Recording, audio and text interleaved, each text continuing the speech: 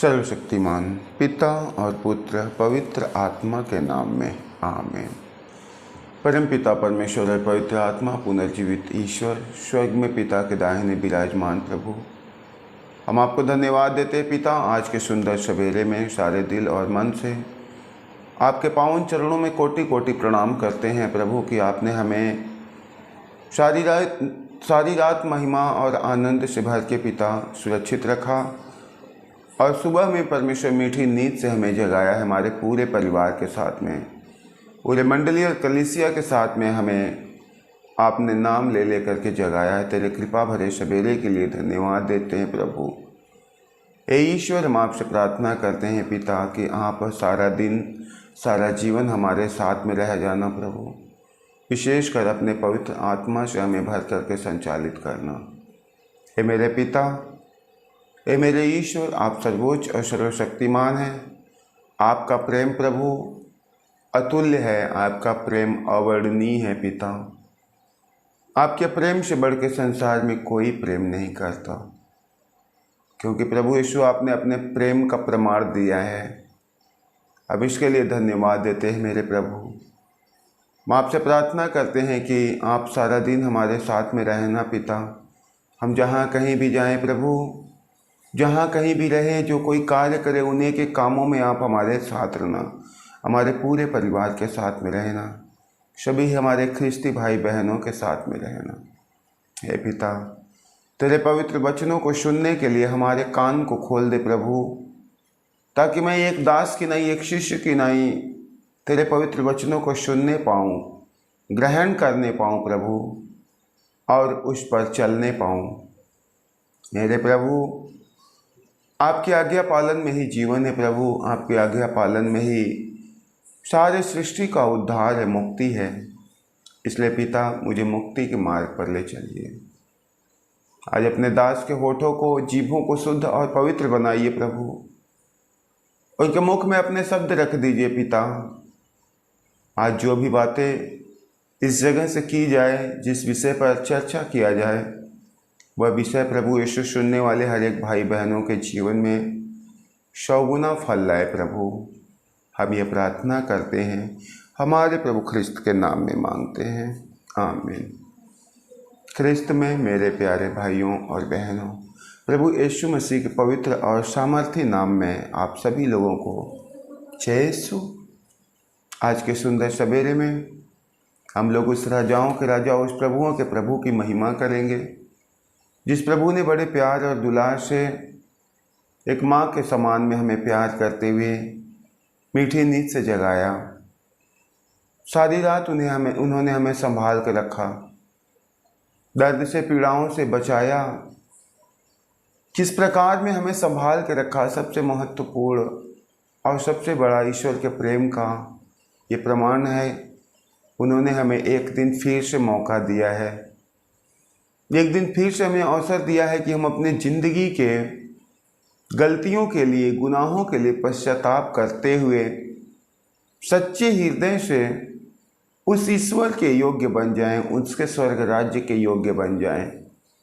मेरे भाइयों और बहनों, हम अपने अच्छे सेहत के लिए शायद प्रभु को धन्यवाद ना दे सकें, अपने जीवन के इस संसारिक हर खुशी के लिए शायद प्रभु को धन्यवाद ना दे सकें, लेकिन इसलिए हम अवश्य प्रभु को धन्यवाद देंगे कि प्रभु ने एक बार फिर से हमें इस संसार में मौका दिया है, एक बार फिर से हमें अवसर दिया है। ये संसार का जीवन, संसार की खुशियाँ पल भर की हैं, क्षणिक है। ये कोहरे के समान है, ओस के बूंदों के समान है, यह नाक के सांस के समान है। अभी है, कब मिट जाएगा पता नहीं। इसके लिए हमें उत्सव मनाने, आनंद मनाने से ज़्यादा जरूरी है, प्रभु ने हमें एक बार फिर से अनंत काल के जीवन में जाने के लिए मौका दिया है। आज हमें प्रभु आह्वान करते हैं, आज हमसे ईश्वर का ये वादा, ये परमेश्वर ये पुकारते हैं, कहते हैं, मेरे बेटा, तुम अपनी गलतियों के लिए पश्चाताप करो, मेरे पास में लौट आओ। आज हम लोगों को प्रभु को धन्यवाद देना है और इस समय उस परमेश्वर के लिए, उस ईश्वर के लिए हमसे दुआ करना है, प्रभु तू हमें पवित्र कर, हमें शुद्ध कर, हमारे गलतियों और गुनाहों को हमें माफ़ कर। हम अपने जीवन के सारे पाप को प्रभु की ओर प्रकट करते हुए, पश्चाताप करते हुए ईश्वर की ओर लौटेंगे। मेरे भाइयों और बहनों, हम लोग देखते हैं संत लूकस का सुसमाचार और उसके अध्याय 9 पद संख्या 7 से 9 तक में कि किस प्रकार राजा हेरोद उन सब बातों की चर्चा सुनकर असमंजस में पड़ गया। कुछ लोग कहते थे कि यूहन्ना मृतकों में से जी उठा, कुछ कहते थे एलियस प्रकट हो गया है, और कुछ लोग कहते थे कि पुराने नबियों में से कोई जी उठा है। हेरोद ने कहा, यूहन्ना को तो मैंने सिर कटवा दिया था, तो फिर यह कौन व्यक्ति है, यह कौन व्यक्ति है जो मरे हुओं में से जी उठा है। और बाइबल बतलाती है वह हेरोद कहता है कि मैं उसे अर्थात ईसा को देखना चाहता हूँ, मैं ईसा को देखना चाहता हूँ। हेरोद जिसने स्वयं प्रभु के हत्या के लिए, वह परमेश्वर के लिए, उनके सर्वनाश के लिए स्वयं आदेश दिया था। मेरे भाइयों और बहनों, जब उसे पता चलता है कि यह व्यक्ति मरे हुओं में से जी उठा, तो उसके अंदर में एक डर होता है, एक भय होता है। मैंने तो स्वयं ईसा को मार डाला, मैंने स्वयं यूहन्ना का सर कटवा दिया, लेकिन फिर यह कैसे जीवित हो गया, यह पुनर्जीवित होने वाला व्यक्ति कौन है, हम उसे देखना चाहते हैं। मेरे भाइयों और बहनों, हमारे जीवन में जब पश्चाताप होता है, हमारे जीवन में जब ईश्वर को देखने के, हमारे गलतियों का एहसास होता है, ईश्वर को देखने की हमारी चाह होती है, और हम अपने जीवन में जो गलती करते हैं उन गलतियों का हमें एहसास होता है, ये हमारा पहला कदम ईश्वर के दर्शन की ओर लेकर जाता है। यह हमारा पहला कदम हमें ईश्वर के दर्शन कराता है। आज जब हम लोग प्रभु के वचन को सुन रहे हैं, हमें भी जरूरी है ईश्वर को देखने के लिए, हमें भी जरूरी है प्रभु के दर्शन के लिए। हम लोग जक्कैयुस के विषय में जानते हैं। जक्कैयुस जो छोटे कद के व्यक्ति होते हैं, लेकिन वे ईसा के विषय में सुनते थे, ईसा के अद्भुत कार्यों के विषय में चर्चाएं सुनते थे। उनके मन में प्यास थे, उनके मन में आस लगती है कि मैं इस व्यक्ति को देखूंगा, इस व्यक्ति को देखूंगा, कैसा अद्भुत व्यक्ति है। संसार में बहुत सारे व्यक्तियों से हमने भेंट किया, मुलाकात किया, बहुत सारे लोगों को हमने देखा, लेकिन ऐसा अद्भुत व्यक्ति मैंने नहीं देखा। ऐसा अद्भुत व्यक्ति हमने नहीं देखा जो पाप क्षमा करता है, जो बंधन खोलता है, जो रोगी चंगा करता है, जो मूर्तों को जिलाता है। वो कहते हैं मैं उनको देखूंगा, इसलिए वह गूलर के पेड़ पर चढ़ जाते हैं, गूलर के पेड़ पर चढ़कर ईसा को निहारते हैं, यीशु को निहारते हैं। मेरे भाइयों और बहनों, हम लोग देखते हैं कि इससे पहले यीशु का जक्कैयुस से कहीं भेंट मुलाकात नहीं हुआ था, न किसी ने जक्कैयुस का नाम ईसा को बताया था। लेकिन प्रभु अचानक मार्ग में चलते चलते गूलर के पेड़ के पास में रुकते हैं और वहाँ से अपनी निगाहें ऊपर उठाकर कहते हैं, जक्कैयुस नीचे उतर आओ, जक्कैयुस नीचे उतर आओ। मेरे भाइयों और बहनों, उस पल, उस घड़ी में जक्कैयुस की खुशी का ठिकाना नहीं होता है। ईसा जिसको मैंने सिर्फ सुना है, जिसको मैंने कभी देखा नहीं, जिसने कभी मेरा नाम नहीं जाना, जिसने कभी मुझे नहीं देखा, वे कैसे मेरा नाम जानता है। बाइबल बतलाती बड़े उत्सुकता से वह नीचे उतरता है और प्रभु के पैरों में पड़ जाता है, प्रभु के चरणों में गिर पड़ता है। प्रभु कहते हैं, जक्कैयुस आज मुझे तेरे यहाँ ठहरना है, आज मुझे तेरे घर में रुकना है, जक्कैयुस यीशु को अपने घर में ले जाता है। जब प्रभु जक्कैयुस के घर में जाते कहते, जक्कैयुस आज इस घर में मुक्ति का आगमन हुआ है, आज इस घर में मुक्ति का आगमन हुआ है। जक्कैयुस वादा करता है, प्रभु मैंने जिनको ठगा है मैं उसका चौगुना उसे लौटाऊंगा, मैं अपनी आधी संपत्ति बेच के गरीबों में बांट दूंगा। मेरे भाइयों और बहनों, जब हमारे अंदर में ईश्वर के प्रति चाह होती है, ईश्वर के प्रति ईमानदारी होती है, हमें ईश्वर के दर्शन करने का मार्ग खुल जाता है, ईश्वर को अपने जीवन में स्वागत करने का मार्ग खुल जाता है। आज हम लोगों को भी अपने जीवन में ईश्वर के प्रति चाह होना है। हमारे और हमारे प्रभु के बीच में जो सबसे बड़ी दीवार, जो सबसे बड़ा पर्दा है, उसे हटाना है। जब तक वह पर्दा हमारे जीवन में रहेगा, हम यीशु के दर्शन नहीं कर पाएंगे, हम प्रभु के दर्शन नहीं कर पाएंगे। हो सकता है हमारे जीवन में मान सम्मान का पर्दा हो सकता है हमारे जीवन में धन का पर्दा हो सकता है हमारे जीवन में अहंकार का पर्दा हो। बहुत सी ऐसी हमारी ज़िंदगी की बात है जो हमें प्रभु को अपने जीवन में मुक्तिदाता स्वीकार नहीं करने देती, प्रभु के सामने हमें झुकने नहीं देती। परंतु हमें जक्कैयुस के समान में, वह नाकेदार चुंगी लेने वाला व्यक्ति, धन भरपूर था, मान सम्मान भरपूर था, लेकिन वह प्रभु के चरणों में सब कुछ को डाल देता है और प्रभु के पास में उनके पैरों में गिर पड़ता है। मेरे भाइयों और बहनों, तभी तो प्रभु कहते हैं, आज इस घर में मुक्ति का आगमन हुआ है, आज इस घर में शांति आई है। जब हम भी अपने जीवन में अपने आप को छोटा बनाते हैं, नम्र बनाते हैं, हम ईश्वरीय कृपा को अपने घर में आमंत्रित करते हैं, स्वयं ईश्वर का स्वागत करते हैं। संत मत्ती के सुसमाचार उसके अध्याय 5 पद संख्या 3 से आगे हम लोग पढ़ते हैं, प्रभु का वचन कहता है, धन्य है वह जो दीनहीन है, वह ईश्वर के दर्शन करेगा। हम जब दीन और हीन बनते हैं, जब हम अपने आप को छोटा बनाते हैं, हम अपने आप को झुकाते हैं, मेरे भाइयों और बहनों, हमें ईश्वर का दर्शन होता है। हम ईश्वर के दर्शन में आगे बढ़ जाते हैं।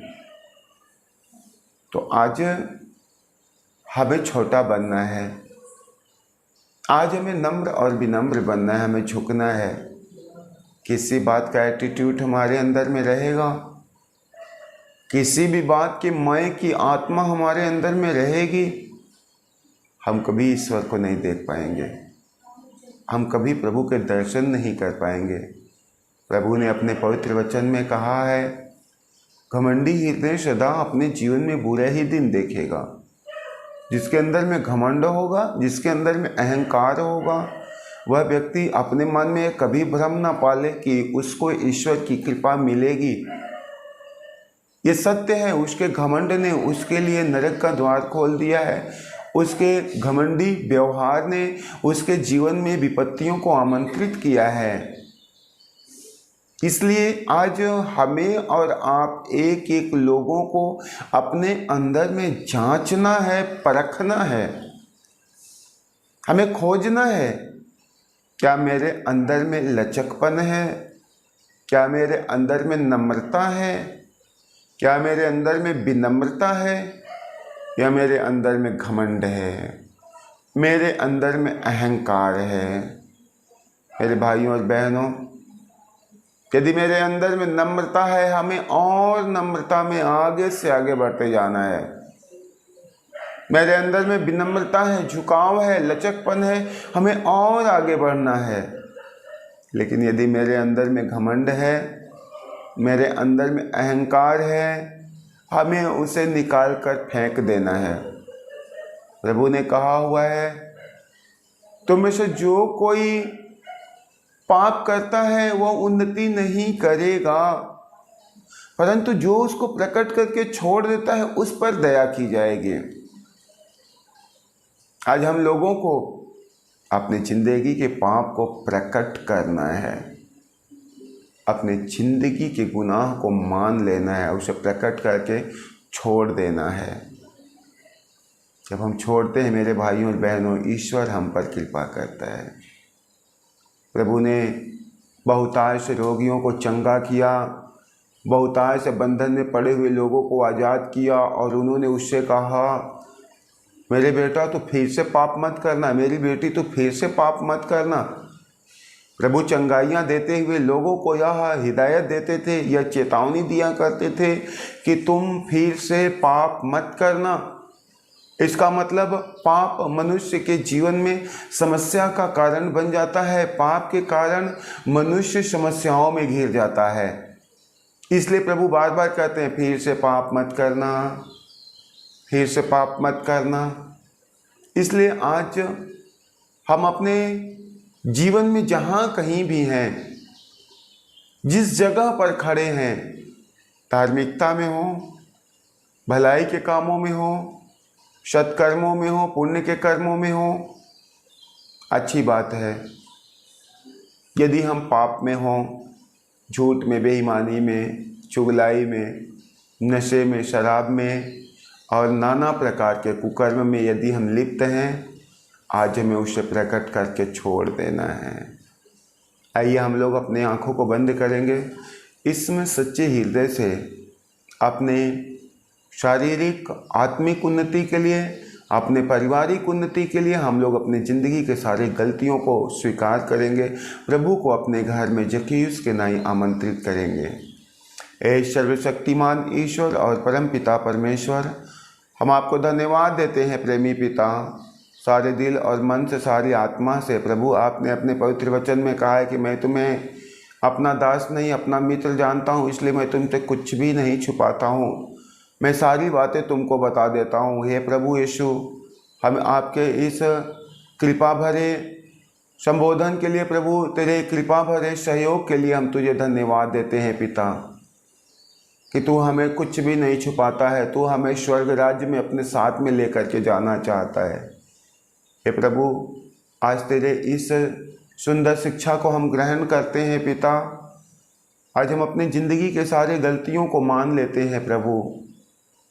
मैं जो झूठ बोल लेता हूँ, मैं जो पाप कर लेता हूँ, मैं गुनाह और अपराध करता हूँ प्रभु, ऐसा काम करते रहता हूँ जो तेरी नज़रों में पिता परमेश्वर गलत है। हे प्रभु यीशु, मैं लाख भी अपने मुंह से अपने आप को अच्छा बनाता रहूं, लाख अपनी बड़ाई करते रहूं, लेकिन प्रभु ये सत्य है कि तू हमारे हृदय को जानता, हमारे अंतरतम को जानता है। और तूने कहा है कि न्याय के दिन मनुष्य के हर निकम्मी बातों के द्वारा उसका न्याय होगा, उसको लेखा देना पड़ेगा अपने एक एक निकम्मी बात का। इसलिए प्रभु हम अपने जीवन के सारे गलतियों को मान लेते हैं पिता, हम अपने गुनाहों को मान लेते हैं और आपके पास में लौटते हैं। प्रभु आपने कहा है कि मैंने तेरे गलतियों के कारण तुझे मारा, तुझे घायल किया और मैं ही तुम्हें चंगा करूँगा। प्रभु हमारे सारे गलतियों के लिए हमें क्षमा कर, हमारे सारे गुनाहों के लिए हमें माफ़ी दे पिता। हमें अपने पावन आत्मा प्रदान कर प्रभु, ताकि मैं इस संसार में मन के चलाई न चलने पाऊँ, अपने शरीर की वासनाओं को पूरा करने के लिए लिप्त न रहूँ प्रभु, परंतु मैं अपने जीवन भर अपने शरीर, मन, आत्मा, अपने धन, अपनी संपत्ति या जो कुछ भी मुझे आपने इस संसार में उपहार स्वरूप दिया है, उन सब के द्वारा प्रभु मैं आपकी सेवा करने पाऊँ, आपकी महिमा करने पाऊँ प्रभु। मेरे सब कुछ में पिता सदा सर्वदा आपकी इच्छा, आपकी मर्जी पूरी होती रहे। हे प्रभु, मैं अपना सारा जीवन आपके हाथ में समर्पित करता हूँ पिता। आप अपने बच्चे को अपने एक एक कार्यों में इस्तेमाल कर पिता, आप अपने भले कार्यों में इस्तेमाल कीजिए। हे प्रभु, जितने लोग इस समय इस प्रार्थना को सुन रहे हैं पिता, उन्हें एक एक लोगों पर आपकी आशीष, आपकी कृपा उतरे प्रभु। एक एक लोगों पर आपका अनुग्रह उतरे। जो लोग इस समय रोगी हैं, बीमार हैं, दर्द में हैं, पीड़ा में है प्रभु, समस्याओं और परेशानियों में है पिता, आज उन एक एक लोगों को आप क्षमा करना, अपना पावन और जीवंत लहू छिड़क करके प्रभु सभी को शुद्ध और पवित्र बनाना पिता। और विशेष करके प्रभु आज तेरे पवित्र वचनों को सुनने वाले एक एक भाई बहनों के जीवन से प्रभु जो पाप उनके जीवन में विपत्तियों को आमंत्रित करता है, हे प्रभु यीशु चंगाइयों के साथ साथ उन्हें पश्चाताप का वरदान दे दीजिए पिता, ताकि मेरे भाई बहनों के जीवन से, घरों से, परिवारों से हमेशा हमेशा के लिए शैतान की बंधन टूट जाए, समस्याओं की, बीमारियों की, गरीबी की बंधन, अंधकार की शक्तियों की बंधन टूट जाए प्रभु। और मेरे सभी भाई बहन आपके पावन आत्मा से भर करके आपके स्वर्ग राज्य में आगे से आगे बढ़ते जाएं। हम इस मतलब के लिए प्रार्थना करते हैं, पिता और पुत्र पवित्र आत्मा के नाम में मांगते हैं, आमीन। हे हमारे पिता, तू जो स्वर्ग में है, तेरा नाम पवित्र माना जाए, तेरा राज्य आवे, तेरी इच्छा जैसे स्वर्ग में है वैसे इस पृथ्वी पर भी पूरी हो। हमारा प्रतिदिन का आहार आज हमें दे, और हमारे अपराध हमें क्षमा कर जैसे हम भी अपने अपराधियों को क्षमा करते हैं, और हमें परीक्षा में न डाल परंतु बुराई से बचा, आमीन। सभी लोगों को अच्छे सो।